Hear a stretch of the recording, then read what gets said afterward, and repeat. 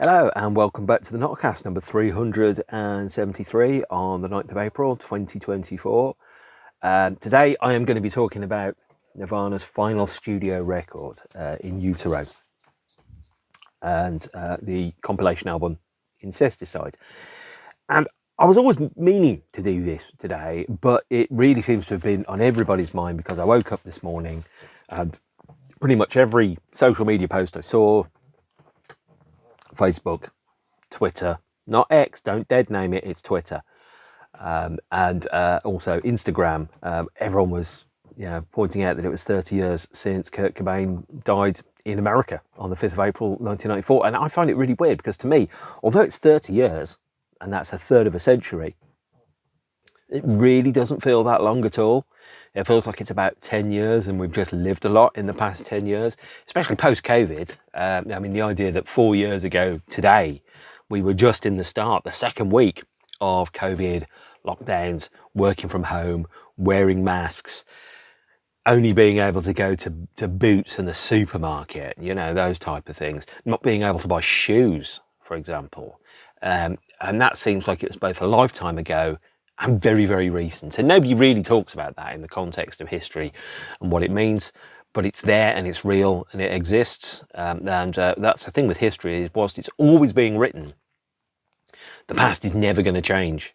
The future is the only thing that you can change. And I know that's therapist talk, but it is true and realistic. And sometimes I think everyone's a little harsh on themselves about their own histories and what they've done in the past and the mistakes that they've made. I certainly am, but on the same point, you can only change what decisions you make and what you do in the future, and you can't change the past. So there you go. Which means, despite anyone's best wishes otherwise, the record company idiots that first listened to the tapes of In Utero can never take back the fact that they said it was not up to par and unlistenable when they first heard the album. Well, guys, you were wrong. And 15 million album sales later, In Utero was and always has been right. I love that album, by the way. Love it, love it, love it, love it. Don't care what anyone else says. I absolutely love In Utero. So we start with, and I think the last episode took us up to the Reading performance, August 1992, released on this DVD, a very muddy day, regarded by Chris as the best Nirvana live show. Finally got it released in 2009. On this, the band played 3 songs from the upcoming studio record, and those being Tourette's, Dumb, and All Apologies. Now, I had a radio broadcast of this that was mixed by, I think, Mitty Atakari, and the version that's on here has been remixed. But the 3 live songs there, Dumb, for example, had been written in May 1991.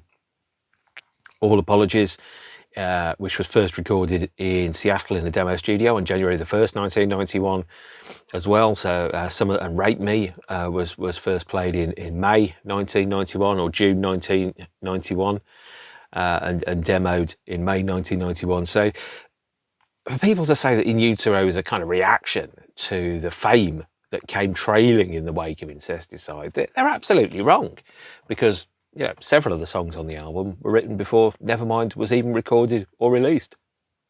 And following Reading, the band's next show, or the next popular show, I think it's fair to say, was October 1992, which I think was in Buenos Aires, and the band was unrehearsed. They did it for money. It showed. It's a terrible show, really untogether, unrehearsed, unprepared, and you can watch it and kind of go, that's a band that's not having their best night ever. Really, really can see it.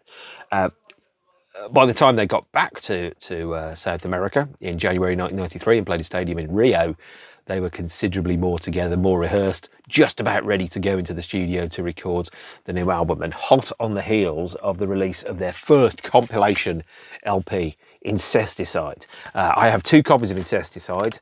Now, this is an original CD, which for some reason contains the hype sticker that tells me it's also on swirly blue vinyl, which I'd completely forgotten a swirly blue vinyl version of Incesticide had been released. I certainly wasn't buying vinyl at the time, as I was both poor and lived in a small place, so I needed to maximise the space that I had available to me. And this one tells me it's a limited edition blue swirl vinyl, includes rare B-sides, original demos, outtakes and stuff never before available. Not strictly true. Several of the songs had been on the Hormoning live, the Hormoning Australian and Japanese EP release. So the Peel session tracks of Molly's Lips, Turn Around and Son of a Gun, which were on here, for example. And some of the others were B-sides that were only released in various places. So, for example, for Incesticide, the original intention for Sub Pop was to release it late 1992 and to call it Cash Cow, which was cheeky, but not entirely undeserved. And instead, Sub Pop and Geffen reached the arrangement where they were able to sell the rights to the material to Geffen for a six-figure sum as long as it was released by December 1992. And it was designed to really target and foil bootleggers. Now, as I've already seen and showed you in previous episodes, there are a lot of Nirvana bootleg releases that were coming out at this point. Studio compilations, compilations of demo tapes, compilation only tracks, things like, Hairspray Queen or whatever they were, which were circulating on multiple generation tape dubs going around various people's tape collections in the days of bootleg tape trading. So I think Nirvana's idea was, well, we're going to scoop up all of that material, present it ourselves, and create something that's going to both sate the desire for new Nirvana product, to use terrible management speak, but also to present the best quality recordings existing of all these songs that are circulating around. Now, there are omissions on Incesticide, pretty obviously tracks like Curmudgeon, Return of the Rat, I think the cover of Kisses Do You Love Me, those type of things are not on here, but we do get a number of none of the songs on here have appeared in this form on any of the previous albums, and in fact only one of them, Polly, has appeared in any form on Nevermind or Bleach. So this really was a curiosity, a treasure trove of rare material. And so Incesticide then, designed to foil and beat the bootleggers. It sold 500,000 with no promotion by February 1993. It's currently about 3.2 million sales worldwide. And it has, the idea was to not oversaturate the world with endless amounts of Nirvana material, because Nirvana were all over the place. They're on the cover of Kerrang!, NME, Metal Hammer, Melody Maker, Sounds If It Still Existed, undoubtedly Rolling Stone. They were everywhere. They were ubiquitous. And them, alongside Guns N' Roses and U2, were probably dominated more column inches than any other band in the world in that particular year. So they were, Nirvana had been offered the Guns N' Roses Stadium Tour in 1992. They turned that down. They turned down everything, and instead went to hibernate and start writing and rehearsing new material that was going to appear on a new Utero. But there were all these songs that were floating about. So Incesticide has 15 tracks on it, in case you don't know. It has Dive, which is the version that's on the B-side of Sliver, and that has, I think, Chad on drums. Then it's got Sliver itself, which has Dan Peters on drums. Then it's got Stain, which is taken from the Blue 12-inch and CD single. And in case you missed that, hello, I had the Blue CD single. So there you go. It has Been a Sun, which is a BBC 1991 radio session version of it. I love Been a Sun, and our band played it in rehearsals. Never played live, but played it in rehearsals, and it was a nice little warm-up thing to do. We also had Turn Around, Molly's Lips, Son of a Gun, which is from the Hormoning EP. Those written by, respectively, and let me just quickly check. Well, Turn Around is a Devo song. Molly's Lips looks like it could be Eugenius. And Son of a Gun, I don't know, actually. I'm sure I should have known this, but I decided not to look it up and improvise. Well, look here where we are now. And then those were all BBC sessions, and Polly, New Wave Polly, recorded in a fierce band arrangement for the 1991 radio session. So in total, there are 6 BBC radio sessions on Incesticide. The last track on it is Aneurysm, by the way, the B-side to Smells Like Teen Spirit, and again recorded for the BBC in 1991. But you flip the LP over to side 2. Let's pretend this is side 2. Oh, look, side 2.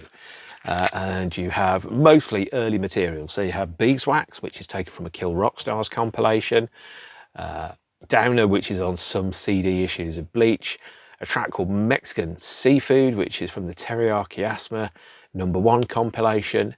Hairspray Queen, which hasn't been released previously. Aero Zeppelin, which wasn't released previously. And a track called Big Long Now. And those last 3 were all presented in rough mixes that were mixed in early 1988. Hairspray Queen and Aero Zeppelin from the first set of recordings on the 23rd of January 1988. So in fact, Beeswax, Downer, Mexican Seafood, Hairspray Queen and Aero Zeppelin come from 23rd of January 1988 with Dale on drums. Big Long Now from the Bleach sessions with Chad on drums. And again, all mixed and recorded pretty quickly and presented fairly sparingly. So it is, understandably, perhaps overstated. It's not Nirvana's 3rd album. It's a compilation of random stuff from the years to try and poke a hole into the huge amount of bootlegging and unofficial releases which came out. It's good. I like it. But it's the middle ground between Bleach and Nevermind. And there are still some fantastic and cracking songs that, were I in charge, I would have put on here. Even in His Youth, for example, would have been one of them. Return of the Rat would have been another. I would have maybe put Hairspray Queen, Aero Zeppelin and Big Long Now onto the B-sides of singles, because they're not amazing songs. Sorry guys, they're not. You know they're not. That's why they didn't come out at the time, if of course you are in the band.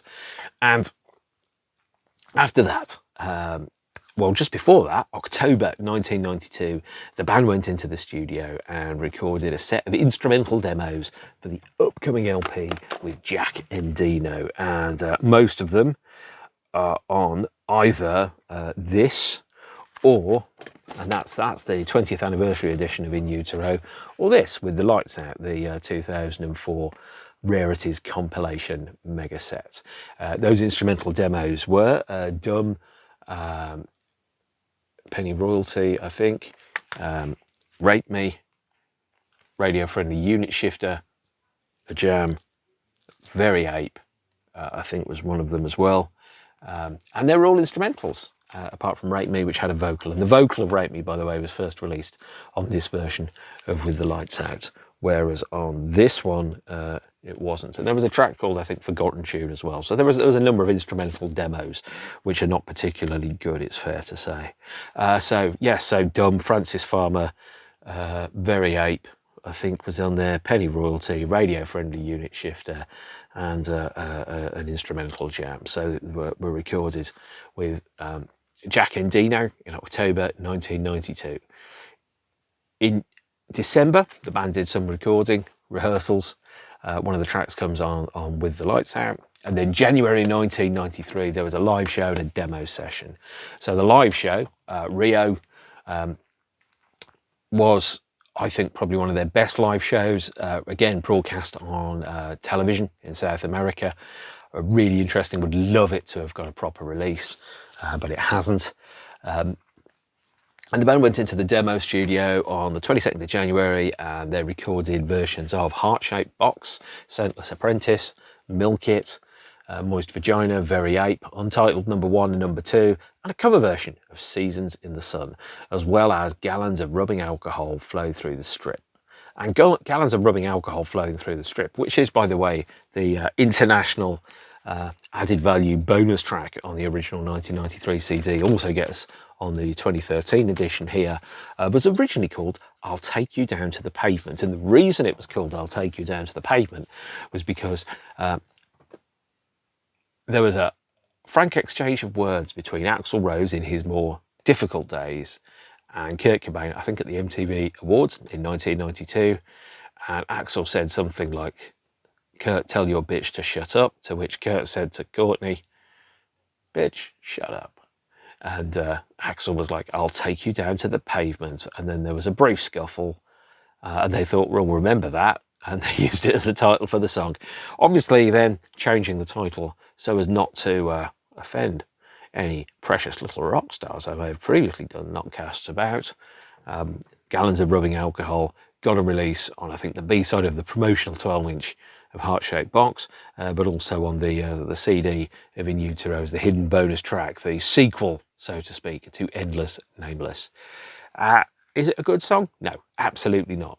It sounds like it's a heck of a lot more fun to play than it is to listen to. And that's always the sign of a bad song, in my opinion. The DVD, On With the Lights Out, features the studio recording and cover version of Seasons in the Sun, which I think has Kurt on drums and has not been released on CD, but is a fascinating insight into the recording for the album at the time. So they had instrumental and vocal versions of most of the album at that point, but then on February 23rd, I think, or something like that, 1993, they went into Pachyderm Studios and started recording. Before that, they released in March 1993 a one-off single, a split single with Touch and Go Records, and here is the CD single imported from America. I did have the vinyl, I sold it because I needed the money, but I kept the CD, and it was a split single doing the Jesus Lizard, doing Puss, which was recorded May 92, and Oh the Guilt, which was by Nirvana, played live rarely, recorded April 1992 in the same sessions that Birth, Return of the Rat and Curmudgeon, I believe, and recorded at the Laundry Room Studio, which came out Marchish 1993. Song like hotcakes. I think it was released in the UK on vinyl. It wasn't released on CD. In America, it did get a somewhat begrudging CD release, and so I bought an imported copy of it in 1993 on CD, because CDs were where it was at, kids. A new and fascinating form of technology that absolutely everybody thought was the future. How wrong they were. But what's the point of being right all the time, you know? Absolutely nothing. If you don't make any mistakes, you don't learn anything, and therefore the more mistakes you make, the wiser you are. And by that parameter, I am a little rock and roll Yoda, the wisest thing on the planet, given how many mistakes I may have made over the years. So recorded in 2 weeks at Pachyderm Studios in February 1993, with Steve Albini recording and engineering, came In Utero, and the recording of this was pretty exciting, really. First and foremost, the band wrote to Steve Albini and he said, the last thing I want to do is a corporate rock album, to which Nirvana said, yeah, the last thing we want to do is a corporate rock album, which is very good. And the band stipulated that there was no label interference or presence whatsoever during the recording. Only the band members and the recording crew were there. They spent 2 weeks at Pachyderm Studio. They did mostly instrumental takes. And then for 6 days, it was guitar overdubs and vocals. Most of the vocals were done in 2 or 3 takes. So there is not very much in the way of alternate studio vocal takes. Although we will get to hear some alternate studio takes on the 2013 edition of the album. And there was a rumour that the David Geffen Company would reject it. Albini recorded it for a flat fee of $100,000 rather than take a royalty, because he felt that and that's the way he's always worked, is he's worked for a flat fee. And then it was mastered by Bob Ludwig later on. The label's response was that it was not up to par. It was unlistenable and unreleasable. How wrong they absolutely were. Because In Utero is, in my opinion, a brilliant record. I prefer it to Nevermind. It's not better, it's harder, but I prefer it. I like my stuff a little spiky, a little bit weird.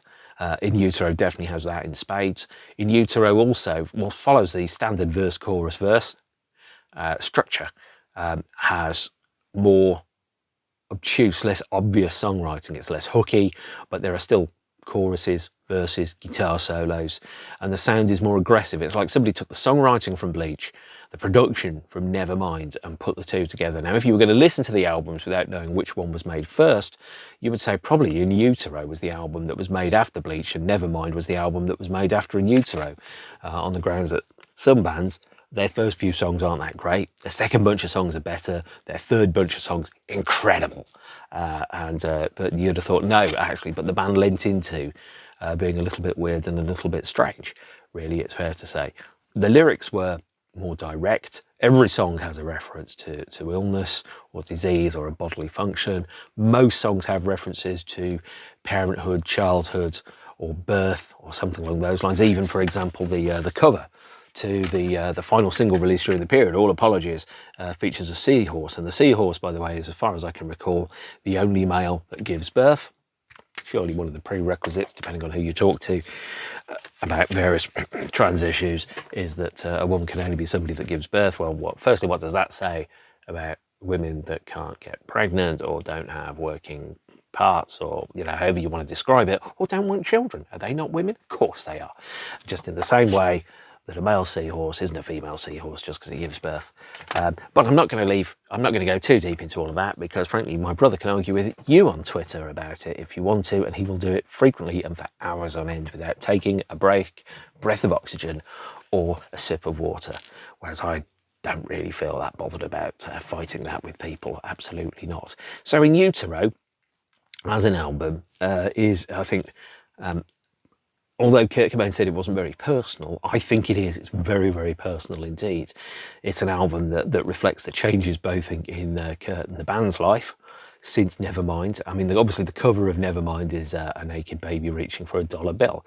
In Utero is a picture of the transparent medical dummy and demonstration with angel wings on it. Firstly, kind of implying that mothers are angels.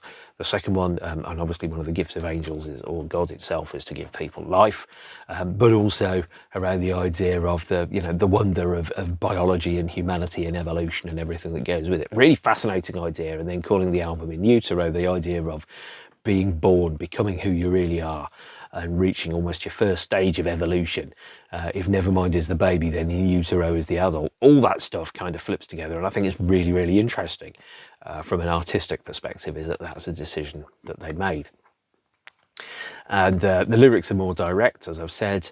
The lyrics changed all through the album. Instead of being a series of random non sequiturs like it's okay to eat fish, they don't have any feelings, or speak at once while taking turns, all that type of stuff. And the lyrics have more meaning around them. Also, I think for the first time, and let me just quickly check, it does have the lyrics printed on the sleeve there, which is a first. So you can really understand that there was a degree of pride in what those lyrics were. They weren't just kind of shoved together a few minutes before recording. They were thought through and debated, and apparently Kurt and Courtney talked about the meaning of them and talked about how they could perhaps change those lyrics and make those lyrics better and stronger. So, for example, if you mention even just the illnesses that are mentioned on In Utero, there is, and I have had to write this down, sunburn, acne, insomnia, cancer, posture, open sores, growing pains, hangovers, hernias, constipation, and indigestion. So that's a pretty exciting set of things. No wonder it's called In Utero. Maybe it should be called Anatomy instead, actually. But even those lyrics that we've got there, right from the opening lines of Serve the Servants, teenage angst has paid off well, now I'm bored and old. It has a sense of humour that's self-mocking. I mean, even at this point, for example, I think Kurt said between one song at a show, "Hey everyone, why so glum?" Which was kind of like being a bit flippant and a bit silly about the preconception that the phrase "I hate myself and want to die," which was the alleged working title of the album, was not actually meant to be taken 100% super seriously. I Hate Myself and I Want to Die, as the title, was a parody. It was kind of like the Heaven Knows I'm Miserable Now of Nirvana. And at the same point, it was also clearly, it was a thing which, when Kurt was on tour in Australia, people would go, "How are you, Kurt?" And he's going, "I hate myself and I want to die." Not perhaps the most bright, sunny disposition that you would have there for the album. And so the album was released in two formats when it came out. There was a vinyl edition, which was released in 25,000 copies. That was released a week before, on the 7th of September, 1993, I think, or the 14th. And then a week later, another version was released on CD and cassette. And there are differences between the original 1993 vinyl and the 1993 CD. The 1993 vinyl contains mixes by Steve Albini. The 1993 CD, which is remastered on the 2013 edition, contains different single mixes of two tracks, All Apologies and Heart-Shaped Box, with extra mixing and overdubs by Scott Litt, who had been working with and working for REM previously.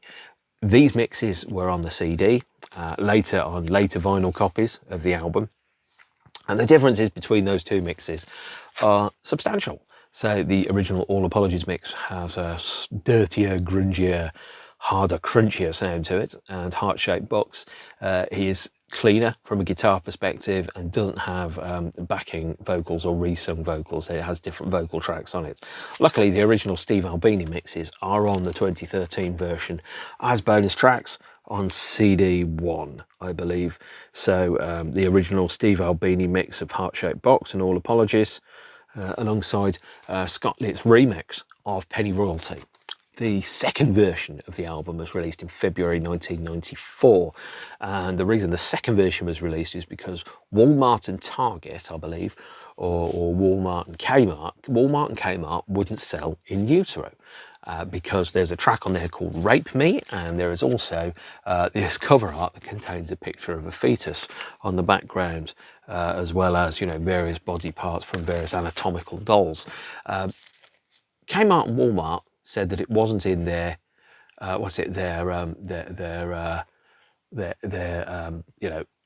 merchandising mix, I think was the phrase that they used to describe it, which is quite bold, I think it's fair to say.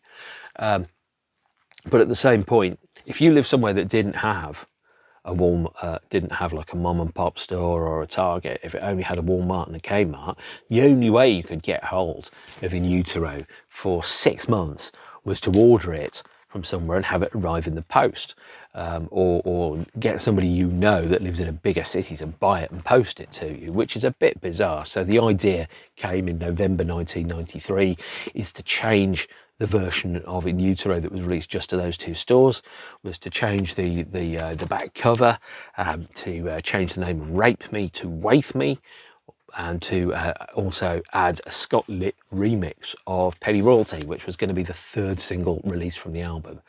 Penny Royalty was never released as a single until 2014, where it got a record store day release as a 7-inch. So when all the band's activity came to a halt on the 5th of April 1994.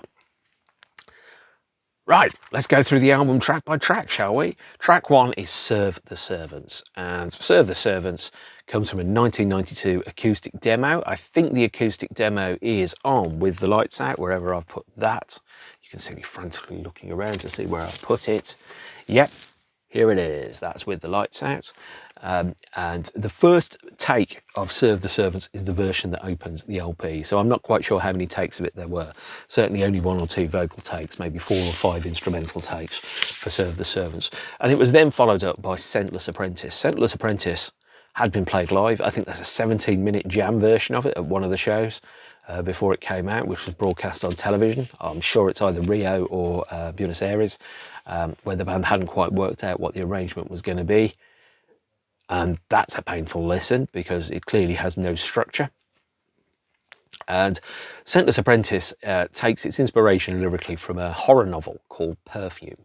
Perfume was written in, I think, the 1930s or 1920s. It's about a perfumer who specialises in fragrances in Paris, who murders virgin women and then uses their scents to create his perfumes. It's dark as fuck, ladies and gentlemen, and I wouldn't recommend that you watch it. It sounds like the plot to a bizarre Fritz Lang film, like M or something, one in black and white, but it isn't. There are only 2 vocal takes for Scentless Apprentice. There are a number of instrumental versions. There was a December 1992 rehearsal, which is on With the Lights Out. There might be a demo on this version of the album, and yes, there is, by the way. Just checking that. And Scentless Apprentice has an unusual riff in so much as the guitar riff was written by Dave Grohl. So there was a rehearsal session where Kurt didn't turn up, and it was Dave Grohl on guitar, Chris on bass, and Reg Washam of Ministry, who I've seen play live, playing drums on an instrumental demo of it. And then when the band went in to record it, Kurt played the riff and Dave played the drums, which is a very interesting way to do it. But again, only 2 vocal tracks on Scentless Apprentice. I think Bowie did 3 vocal tracks for some of his stuff. So, you know, if you can sing and you can really nail it, you only take 2 or 3 vocal takes, kind of like the Clint Eastwood of rock, who only does 2 or 3 takes as well. And then we have track 3, Heart-Shaped Box. Heart-Shaped Box was the first single released from the album. Here is the CD single of it, featuring obviously a photograph of a heart-shaped box indeed. And this is backed with Milk It, the LP version, and a track called Marigold, which is previously unreleased. Marigold was one of the 15 songs recorded at the sessions for the album. Marigold was sung and guitar played by Dave Grohl, bass by Chris. Marigold is the only Nirvana song I have seen played live by any member of Nirvana, because when I saw Foo Fighters in 2007 with Pat Smear on guitar, they played Marigold on the B stage. So that is the only Nirvana song that I've seen played live by any member of Nirvana, and probably the only song most people have seen played by a member of Nirvana that was performed by Nirvana, it's fair to say. And Heart-Shaped Box didn't get a retail release in America. I think it got a promo release. It got a video by Anton Corbijn. That's a very good video, very dark. You can see it on the DVD, The Works of Anton Corbijn, and I think it's on the Live and Loud DVD as well. But that gets into the posthumous releases, so I'll hold off from telling you all about that just now. But Heart-Shaped Box did get in its single form a Scott Litt remix, so it has extra vocals and guitars, and it was inspired by children that are dying of cancer. A very happy, lovely thought there. The lyric about "I could eat your cancer as you turn black" is seen as a form of obsessional love, the idea that I will devour absolutely everything about you, even if the thing about you that I love is one of the things that's killing me. And you think about people that are in toxic relationships, and sometimes they go, "But I love him or I love her," and they can't get away from that. Is really, really difficult, because you end up going, okay, so this relationship is a cancer, and at the same point, I want to be part of it. Or I'm always reminded of what Robert Downey said when he was in court in 1990. Maybe 2002, something like that, where he said, you know, it's like I've got a gun in my mouth and I like the taste of metal. And that really stuck with me, actually, the idea of being or grasping with an addiction that you can't control, you know, where whatever it is that you're addicted to loves you, but you don't love it, or you love it and it doesn't love you from the way that it's treating you, or the way that perhaps you think about when you start taking a drink and then eventually the drink starts taking you. You know, it's that kind of thing. I want to eat your cancer when it turns black. Dark, deep, grotty, not grotty, but obsessive, compulsive lyrics, which really kind of speak to the irrational side of emotions. Because obviously, if we were all unthinking robots, we'd all be like Data from Star Trek, and I'd have a cat, called Spot, for example. Ode to Spot. I saw that episode of Star Trek recently. I've been watching all the Star Trek Next Generations, and I got to the episode where I heard some of Data's poetry. It's not as bad as Vogon poetry, but it's not great, I think it's fair to say. So Heart-Shaped Box, first single. It's very rigid in terms of the rhythms around it. And it wasn't played to a click track, by the way. They set a strobe light in the studio to the speed that they wanted the track to be. And then that's how the drum track to Heart-Shaped Box is so rigid and precise. And I love it. It's a great song. Wish I'd seen the band play live. I wish the band was still going.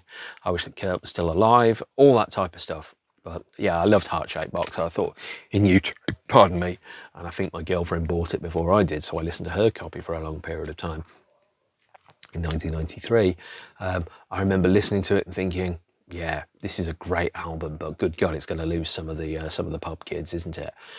Track 4 is Rape Me, first played live June the 18th, 1991. Demo is on With the Lights Out from May 1991, and also a second demo from the October 1992 sessions with Jackie and Dino. Bootlegs of it were circulating, obviously played at Reading, broadcast on the radio, pretty well known amongst the bootleg community. Rape Me. It has a very similar set of guitar chords to Smells Like Teen Spirit.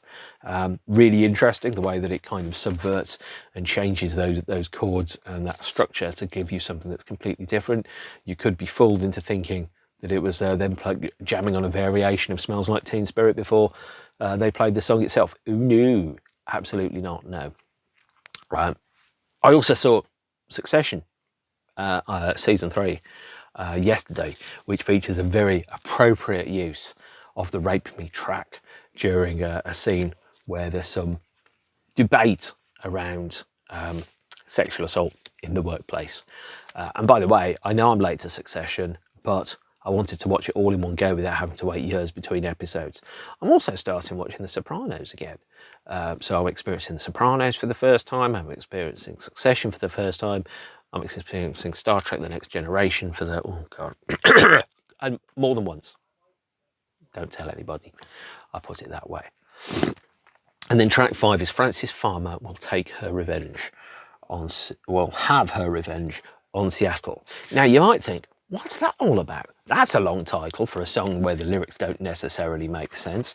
Well, the lyrics to Frances Farmer will have her revenge upon Seattle are, it's so relieving to know that you're leaving as soon as you get paid. It's so relaxing to hear that you're asking wherever you get your way. I miss the comfort in being sad. In her false witness, we hope you're still with us to see if they float or drown. Our favourite patient, a display of patience, disease-covered, pungent sound. She'll come back as fire to burn all the liars and leave a blanket of ash on the ground. And that is a really... That lyric is not taking prisoners, is it? There's no fucking about there. And it's inspired by a book called Shadowland, a biography of a Seattle-based actress called Frances Farmer, who spent a lot of time being diagnosed as being difficult, mad, psychotic, insane, because she knew her own mind and wasn't going to take any shit of anybody. It's almost like the song is almost I'm trying to think of the words, a statement about both the infinite ballet of time, the circle of time, the fact that history repeats itself and people don't lose, but at the same point drawing a parallel and going, you are demonising Courtney because she knows her mind and she's quite outspoken, and you're just branding people that aren't fools as difficult and obstructive. So it's a very interesting title that clearly lays puts all of its meanings out there if you know what you're looking for. And then we have Dumb, track 6, which I think is last track on side 1 of the LP. I'll have to check actually because I can't remember. Now I suspect it is the last track on side 1. Let's have a quick look. Oh yeah, it is. Yeah, last track, side 1, Dumb. And Dumb is, again, been played live from 1990 onwards. I think it's a great little song. Really underplays its importance because it's so mellow, and it's one of the very few Nirvana songs that never goes quiet loud. It just changes. It just stays quiet all the way through. It's a song around perhaps people mistake silence for not having anything to say. People mistake quiet for actually, I'm going to bitch about this. So I remember I sat opposite one of the most incompetent, worst, cruelest bosses that I ever had in Birmingham. And when I gave them a look, they said, silence means consent. And I went, it doesn't. And that's all I said about it. And then the idea of going, they think I'm dumb, but I have a light, and, they think I'm just happy. The idea of just being able to sit quietly in a situation and not say anything is not the same as accepting it or saying that it's the right thing that's happening. It's a way of not causing a confrontation, even though inside you are furious. And I sat opposite this woman who didn't know anything about what she was talking about. She was an IT category manager, and if you're IT, you're meant to understand how memory works, the difference between RAM and ROM and servers and things. And I sat there going, no idea what you're actually talking about, do you? You don't even know the basics. You can't be bothered to understand the basics. And there were 2 clocks in the office, and one was 5 minutes fast and one was 5 minutes slow. And she'd judge you by when you came in on the clock that was fast, so you'd always be late, and judge you on the clock that was slow, so you'd always be leaving early, as if it was trying to nickel and dime you out of an extra 5 to 10 minutes every day. And I'm like, do you know what? I'm not putting up with this bullshit. I'm not for it. And that got me a reputation for being difficult, whereas really I wasn't a fool. And if you treat me like a fool, then you're going to find out I'm not. Yeah, I don't know how we got to that point, but there we are. And we've only got to the end of side 1 of the LP, so let's go over to side 2. Oh, actually, let's turn it around to Very Ape. First track, track 7, side 2. Again, I think there's a demo on the 2013 version of the LP. Yes, there is. There's an instrumental. There's an instrumental of Dumb, an instrumental of Francis Farmer. So presenting most of the album in alternate forms there. And then there's Milk It, track 8. Milk It was originally the B-side to Heart-Shaped Box. Although CD singles don't have B-sides, they have extra tracks. And Milk It was inspired and takes its riff from a track called It's Shoved by the Melvins. I don't know the Melvins particularly well, so I can't comment upon whether it's a good or a bad track. I see the Melvins, but I've spent more time listening to Buzz in the band Phantomas with Mike Patton. And I just love that crunchy guitar sound, but the Melvins have never really connected with me, and they probably should have done, but they haven't. Sorry, that's who I am. Then we have track 9 is Penny Royalty, the lost Nirvana single, scheduled for release in April 1994. Promo CDs made it out in the UK and Germany, and then released as a single in 2014 for Record Store Day. The single was remixed by Scott Litt and released on the K-Mart and Walmart versions of the albums. Penny Royalty was written in 1990, played quite a bit in 1991. I think there's radio session versions of it going around. And it takes its lyric from two areas. The first one is about, a Leonard Cohen afterworld. There's about, I'm on my time with everyone, I have very bad posture. So the concept of when you're on time, or for example, the flip side of that is when you're late. And someone says, I'm late. And what that means is effectively around the menstrual cycle which the person is experiencing. So if you're on, I'm on my time, it's kind of seen as or at least at the time, a slang way of describing that you were having your period, which has a conception that would make you moody, gnarly, have the cramps. God bless Lux Interior, and all those kind of elements to your behaviour. So the idea of being short-tempered, not taking any shit off anyone, is having, well, I'm on my time. And so that's the lyric, I'm on my time with everyone. So, and then people go, oh, obnoxious, difficult to work with, all that type of stuff. And it's like, you know what, I'm just fed up with your shit and I'm not going to be polite about it.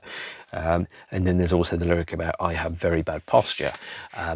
There's also a lyric about a Leonard Cohen afterworld where I can sigh eternally. Now, there's a lyric about, I'm so tired I can't sleep. The reference to insomnia, which I talked about earlier on. As a lifelong sufferer of insomnia, my least favourite time of any day is when I'm trying to get to sleep, because I have to try and switch my brain off and I have to make myself so bored that I will actually just stop thinking and go to sleep. And there's a lot of medication you can take for that. And yeah, I do take some. But I've always found that the inner dialogue, the inner monologue I've got in my head, and you can probably tell this from watching these videos, is never quiet. There's always something which I'm thinking about, even if it's, what would a good U2 set list look like? Or what shall I NOTCAST about next? Or then I start to go, what are the differences between the 1993 and 2013 Steve Albini mixes of Utero, which I will get to later, but did keep me up the other night when I was thinking about it. And Penny Royalty also takes its name from there's a plant, I think, called the Penny Royalty. And the rumour was that if you were pregnant and didn't want to be pregnant and couldn't afford to have an abortion, if you drank tea that was made with the Penny Royal leaves, that it would induce an early miscarriage or basically a kind of natural abortion kind of situation, which, given the debate that's in place in America about Roe versus Wade and abortion laws, makes it quite a powerful song and a subversive concept to have as the title of one of your singles.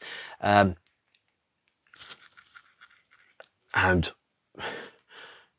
equality, equal rights, access to reproductive health care is something that's seen in America, certainly in some parts of America, as absolutely terrible, but in other parts of it is actually a human right that is inalienable and cannot be refuted.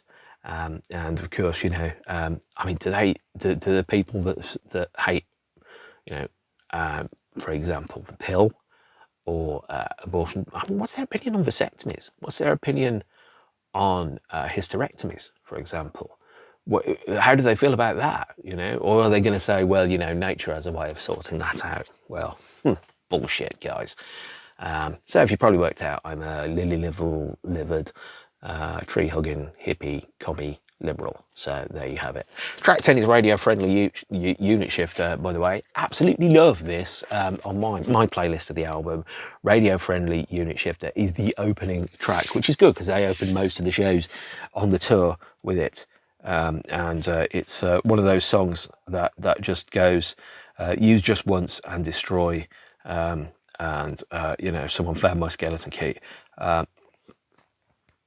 It's got this wonderful, driving, heavy, hardcore riff, kind of like the natural progression of bands like Tad, Mudhoney, those type of things, but with a dash of melody stuck into it.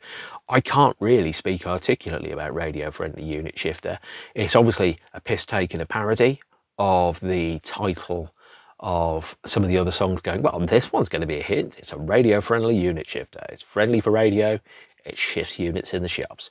But it's just actually a great song. Really, really enjoy it. Absolutely love it. I love the way that it starts with this kind of atonal kind of guitar feedback, very reminiscent of a Jesus and Mary chain for me as well, that slowly becomes a melody before the song kicks in and kind of pins you back and go, is it real or is it Memorex? It's real. So yeah, there you go. That's enough dated cultural touch points for you. And then we have Tourette's, which was played live at Reading, but not played live a huge amount at the time. And the last track on the album, the last track on the last Nirvana studio record, is All Apologies, a song that was broadcast on the radio for the Reading broadcast in 1992 that I recorded. It was first recorded in Seattle on the 1st of January 1991.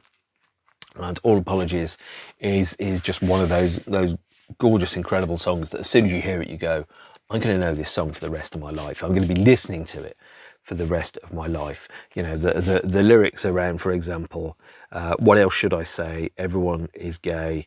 What else should I write? I don't have the right. And there's a lyric about I'm married and I'm buried.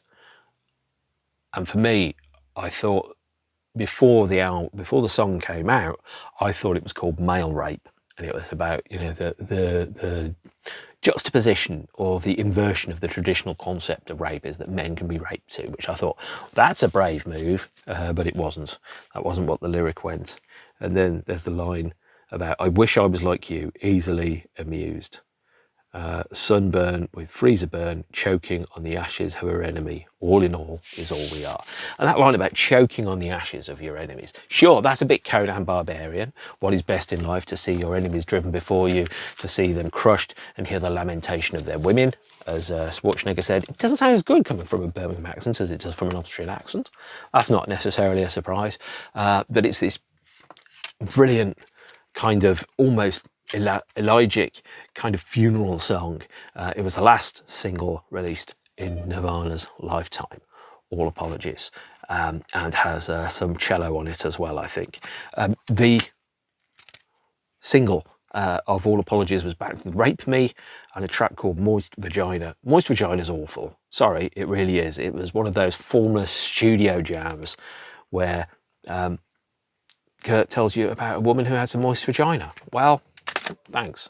Not quite sure why you chose to share that with us, guys, but there you go. There was also a track recorded during the sessions called Verse, Chorus, Verse, also known as I Hate Myself. Well, actually no, called Verse, Chorus, Verse, that was then had its title changed to Sappy. Sappy was demoed many, many times. First recorded in 1990.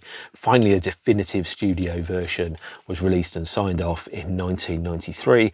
Appeared on the, I think, the No Alternative compilation. I do have a copy of it up on this shelf somewhere around about here, but I can't be bothered to find it because I've got this here and it's on the 2CD 2013 edition of the record. And this is where we go into the extra tracks and some of the reissues which came out after the release of the album. So you have the two singles. You had Heart-Shaped Box, All Apologies and Rape Me, both with non-LP tracks, the unamazing Marigold and the unamazing Moist Vagina. The B-side originally was of Penny Royalty, was meant to be I Hate Myself and I Want to Die, which was then put onto a compilation album. And I Hate Myself and Want to Die has a 2013 mix on the 2013 version of the record. or you can track down the compilation that's got the original mix on. The 2013 version of the album, there's many different configurations of it. I've gone for the 2 CD version on the grounds that I don't need to pay £60 to have a box with a live CD and a DVD. I will get to that later. But since we're talking about In Utero, CD1 of the 2013 version has a remaster of the original LP. It also has Gallons of Rubbing Alcohol, Marigold, a remix of Moist Vagina, Sappy, a remix, I Hate Myself and I Want to Die, a remix of that, Scott Litt mixes of Penny Royalty, and the original Steve Albini mixes of Heart Shaped Box and All Apologies. On the second disc, we have the 2013 remix by Steve Albini of the whole of the album. This is an essential bit of listening. It has different guitar parts, different vocals on occasions, different drum tracks on occasions, different performances that you won't have heard elsewhere, mixed in 2013 by Steve Albini with the luxury of time and the ability to do so unencumbered by the meddling of pointless, useless record company dolts. And it's a different experience. Is it better? Is it worse? Well, I prefer it, but it's just as good, just in a different way, really. And then some extras on the 2013 are the demos of Scentless Apprentice, Francis Farmer, Dumb, Very Ape, Penny Royalty, Radio Friendly Unit Shifter, Tourette's, original mixes of Marigold. Well, actually, no, not an original mix of Marigold, an alternate studio version of Marigold and All Apologies, and then 2 songs, one called Forgotten Tune, which is an instrumental jam, and another one called Jam, which is, unsurprisingly, an instrumental jam. Neither of those two are particularly essential, and it's presented in this 2 CD set with a nice little booklet, 2 CDs there, and a picture of some dudes in the middle, one of whom has sunglasses and a hat. And here you can see the kind of the photos that you have on the 2013 edition, some explanatory text, of course, because that's how reissues work, a bit of context in case you have no idea who Nirvana are, and if you don't, what planet are you living on and can I join it? And then some photos that were taken from the the original CD booklet. I don't have the 1993 CD. I probably should, but I don't think any less of me. That's just who I am. And then in 2023, there was also a 30th anniversary edition of the album, which, depending upon the size of your pocketbook, could come with 5 CDs and a load of replica guff, or this version, which is currently $7.99 in the HMV sale, the 2 CD edition that features the original album remastered and a live 93-94 14-track CD featuring every song from the album performed live, plus 2 extra songs, the cover version of Jesus Don't Want Me for a Sunbeam and The Man Who Sold the World. And this again features this here, the super mega ultra edition with 5 CDs, costs about £160 and has 2 AI remixed live versions, live concerts, one from Seattle and one from Los Angeles. And the way that they've done those is originally there were 2-track stereo board tapes that they then used AI to isolate the original frequencies and the original instruments and then remix it. I'm not really on board with that, to be honest, but that's not my decision. I'm also not on board with not doing the 5 CDs in a clamshell box for 30 quid with a small book, as opposed to selling you a massive box for £150, which is bullshit. But if you're going to buy the 30th anniversary and you're worried about the size of your wallet, this is quite a nice version to get. But in no way does it replace or supersede this. You have to have this. This is the main reissue version of In Utero that you have to go for. And if you're in the business of having everything, of course, you do need to have With the Lights Out, as With the Lights Out has a 3rd disc, and the 3rd disc features a lot of In Utero era material, including demos of most of the tracks on the albums, an alternate version of I Hate Myself and I Want to Die, versions of Milk It, Moist Vagina, an improv, instrumental versions, and there's an acoustic version of, and let me just quickly check, you can see my eyesight is terrible, Serve the Servants, Very 8, Penny Royalty, Do Re Mi, You Know You're Right, and Rape Me. So absolutely essential to have, and effectively the 3rd disc of With the Lights Out is an extra disc of unreleased material for your In Utero set. So absolutely essential purchase. This, by the way, has sold 500,000 copies, this box set. It's quite good. And on the DVD, you do get the version of Seasons in the Sun. So the next episode I'm going to do is going to be talking about the end of Nirvana and Nirvana's posthumous legacy. But there is one extra release to mention, which is the only Kurt Cobain solo single that I know of, called The Priest, they called him, containing the story about the priest, they called him, as narrated by now dead William Burroughs, which was recorded in about 1991, and then feedback recorded in October 1992 at the Jack Endino sessions. This is a missing part of the puzzle, and you really should have it if you're a Nirvana completist. Really, really good, interesting, totally off the wall, bonkers, not like anything else you will have heard, with I think a 17-minute instrumental Kurt Cobain track with William Burroughs talking about it. Also on the cover is Chris Novoselic dressed as a priest, looking through a door, wearing a priesty hat. So that is a rarity that you may not know exists or may not have. In conclusion, I think In Utero is a fabulous record. I love it to bits. Really important album. Underrated or overshadowed by Nevermind, but a good record. Incesticide is an essential part of the tale, actually. You really do need to have that as well. The priest, they called him, is also important. And overall, the next episode about Nirvana, I'm going to be talking about the touring, the live albums, and the end of the band and the band's legacy after Kurt Cobain died in 1994. So, in the meantime, although I still can't get over the fact that it's 30 years ago. It feels like it's about 10 years ago, but then time is elastic and the concept of time changes. And obviously, when Kurt died, I was 20 and now I'm 50. So I'm now at the point where I'm thinking about time changes its relationship to you over time. There's now 30 years between then and now. And if I go 30 years into the future, I'm going to be 80. And with the average lifespan in the UK of 83, I'm probably going to be dead not long after that. And then suddenly to think I'm more than halfway through, and it's like, wow, that's pretty amazing. But time itself is an illusion. Lunchtime doubly so, as Douglas Adams said. And with that in mind, if you're watching this, I'm now going to wrap up and you can go and do something less boring instead. So, thank you very much. Stay beautiful, beautiful ones. Like and subscribe, and I will see you some other time. Thank you. Adios.